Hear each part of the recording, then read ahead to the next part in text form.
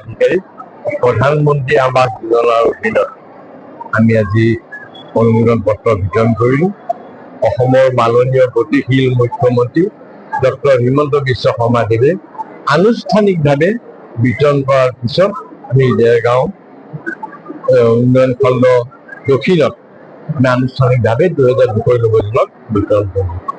আৰু এই বিতৰণৰ জৰিয়তে প্ৰধানমন্ত্ৰী আৱাস যোজনা গৃহৰ অনুমোদন পত্ৰ দিয়াৰ জৰিয়তে আমি ৰাইজক এই কথাষাৰ পুনৰবাৰ দোহাৰি দিছোঁ, যাতে এই ধনৰাশি সম্পূৰ্ণৰূপে যাতে ব্যৱহৃত হয়, কোনো ভুল নোহোৱাকৈ প্ৰথম কিস্তিৰ ধন, দ্বিতীয় কিস্তিৰ ধন আৰু তৃতীয় কিস্তিৰ ধন তিনিও ৰাশি ধন পোৱাৰ পিছত যাতে ঘৰটো সম্পূৰ্ণ হয়, তাৰ বাবে আন্তৰিক প্ৰচেষ্টাৰ সৈতে আমি বেনিফিচিয়াৰীসকলক আগবাঢ়ি যাবৰ কাৰণে অনুৰোধ জনাইছোঁ।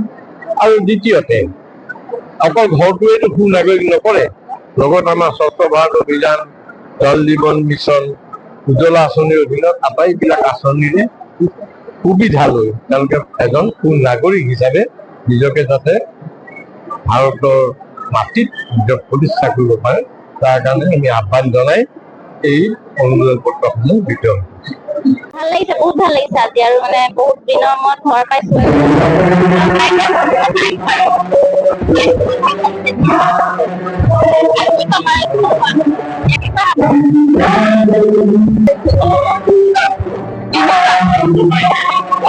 উত্তৰ